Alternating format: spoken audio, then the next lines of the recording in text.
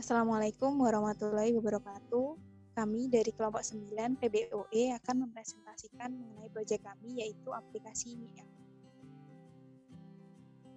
Nah, untuk anggota kelompok kami ada 3, yaitu yang pertama Evi Hidayatun Nafiah dengan NIM 1924 10 10 1086. Kemudian saya sendiri Riris Amalia Solihah NIM 1924 10 10 10 79. Kemudian Safa Arika Anindira dengan NIM 1924 10 10 10 90.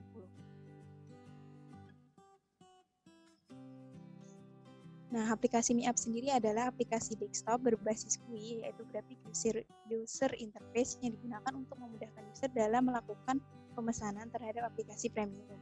Nah, aplikasi MIAP ini bersifat terbuka untuk umum atau dapat digunakan oleh semua user yang memiliki aplikasi dan melakukan pemesanan aplikasi premium. Dengan adanya aplikasi ini, diharapkan masyarakat dapat terbantu dengan melakukan pemesanan beberapa aplikasi premium sebagai alternatif hiburan untuk menghindari kejenuhan akibat adanya pembatasan sosial atau social distancing yang melarang masyarakat untuk mengadakan maupun menghadiri kegiatan yang menimbulkan kerumunan seperti olahraga, festival, konser musik, dan kegiatan lainnya. Nah, berikut adalah fitur pada aplikasi MIAP pada pembeli. Yang pertama itu ada login. Dan sebelum menggunakan aplikasi MIAP, user akan melakukan login dengan memasukkan username dan password. Yang kedua ada fitur registrasi. Nah, fitur registrasi ini digunakan apabila user belum memiliki akun dengan memasukkan username, nama, dan password. Dan selanjutnya ada fitur beranda. Nah, pada fitur beranda ini akan menampilkan daftar aplikasi premium yang ditawarkan kepada user. Yang selanjutnya ada fitur pemesanan. Nah, fitur pemesanan ini akan digunakan apabila user melakukan pemesanan aplikasi premium dengan mengisi form pemesanan. Yang selanjutnya ada fitur akun. Pada fitur akun ini akan menampilkan data pembeli. Yang selanjutnya ada fitur logout. Nah, fitur logout ini digunakan jika pembeli telah selesai menggunakan aplikasi MIAP. Kemudian fitur MIAP pada penjual, yaitu yang pertama ada login, yaitu dengan mengisi username dan password dengan admin. Di sini penjual tidak perlu registrasi terlebih dahulu karena sudah terdaftarkan di database user. Kemudian selanjutnya ada fitur beranda. Beranda di sini dapat menampilkan aplikasi premium yang ditawarkan oleh penjual, tetapi dilengkapi dengan fitur tambah, edit, dan hapus yang akan diarahkan ke halaman lain dengan cara mengisi form. Kemudian ada fitur pemesanan. Di sini untuk pemesanan di penjual berisi tentang riwayat pemesanan yang dilakukan oleh para pembeli. Kemudian yang terakhir ada fitur logout. Fitur logout ini untuk penjual apabila ingin logout dari aplikasi MIAP. Nah, berikut merupakan codingan dari aplikasi MIAP yang kami buat. Yang pertama-tama kami itu mengimport beberapa kelas yang ada pada aplikasi MIAP sendiri atau file dari hasil generate di WX Form Builder. Nah, kemudian untuk masing-masing kelas dipanggil atau di-inherit oleh kelas baru seperti login controller. Nah, untuk login controller ini menjelaskan akan menampilkan mengenai fitur login, yaitu terdapat ada input username dan password. Kemudian untuk user ini terdapat seleksi apabila jika username berisi tidak diisi ataupun password tidak diisi, maka terdapat message box yang akan menampilkan peringatan dari isian tersebut tidak diisi, begitu Mas. Kemudian setelah mengisi maka akan ditampilkan beranda pembeli. Untuk masing-masing dari ada pada login controller ini meng-override dari file MIAP, dan begitu pun dengan pada kelas yang lain. Selanjutnya terdapat kelas register controller yang menginherit kelas register dari file MIAP. Nah, di sini terdapat beberapa metode. Yang pertama yaitu BTN Regis on Click, di mana ini menjalankan apabila tombol Regis diklik, maka akan menginputkan dari value dari isian yang sudah diinputkan oleh user. Kemudian akan dicek dan apabila kosong akan menampilkan message box gitu. Kemudian selanjutnya terdapat kelas pembeli controller yang akan dijelaskan oleh teman saya. Nah, yang selanjutnya nih ada kelas pembeli controller. Nah, kelas ini tuh menginherit dari kelas pembeli pada fitur MIUP. Nah, pada kelas pembeli controller ini ada beberapa metode. Yang pertama itu ada metode data. Nah, metode data ini akan menampilkan daftar dari aplikasi premium yang ditawarkan. Nah, di sini ada query select bintang from product, lalu dilakukan perulangan untuk menampilkan semua data pada tabel produk untuk ditampilkan pada sebuah tabel. Yang selanjutnya ada metode btn pesan on click. Nah, metode ini akan dijalankan apabila button pesan diklik. Nah, pada metode ini akan menampilkan form pemesanan jika pembeli akan melakukan pemesanan aplikasi premium. Nah, apabila nama APK-nya ini tidak diisi, maka akan menampilkan message box dengan masukkan nama aplikasi terlebih dahulu, dan jika jumlah tidak dimasukkan, maka akan menampilkan message box masukkan jumlah pemesanan terlebih dahulu. Nah, jika keduanya sudah diisi, maka di sini ada query untuk membuat tabel pemesanan. Selanjutnya ada query insert to pemesanan values, dan ada select harga from product sesuai dengan nama aplikasi yang diinputkan tadi. Nah, selanjutnya ini ada metode akun. Nah, pada metode akun ini akan menampilkan data pembeli dengan query select bintang from user where username ini sesuai dengan yang login. Lalu dilakukan perulangan untuk menampilkan data akun pada bentuk tabel. Dan selanjutnya ada metode btn_logout_on_click. Nah, metode ini akan dijalankan apabila button logout diklik dan akan keluar dari aplikasi MIUP. Selanjutnya ini kami membuat kelas penjual controller yang akan menginherit dari kelas penjual yang ada pada hasil generate code di WX from Browser. Nah, di sini pertama kami men-set label value dari tabel list APK dan tabel riwayat.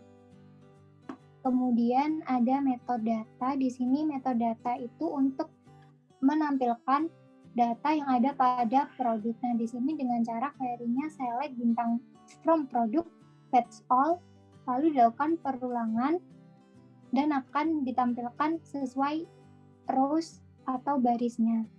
Kemudian ada btn tambah on click. Nah, di sini pada beranda penjual ada tambah, edit, dan delete. Nah, akan dijalankan ketika diklik akan dipanggil metode tambah show atau edit show atau delete show. Kemudian ada metode riwayat. Nah, pada metode riwayat ini di penjual akan menampilkan semua riwayat pemesanan yang dilakukan oleh pembeli dengan cara query-nya select bintang from pemesanan fetch all, sama seperti pada beranda tadi, yaitu dengan me-append rows dan dilakukan perulangan dengan menampilkan sesuai dengan baris data yang ada pada database. Kemudian yang terakhir ada logout.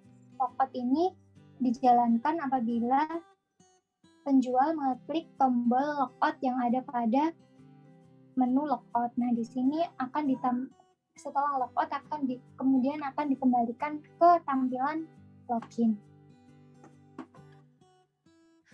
Nah, selanjutnya terdapat kelas tambah controller. Kelas tambah controller ini akan dijalankan setelah button tambah pada beranda penjual diklik. Nah, pada kelas tambah controller ini menginherit atau mewarisi kelas tambah dari file MIAP hasil generate VX Form Builder.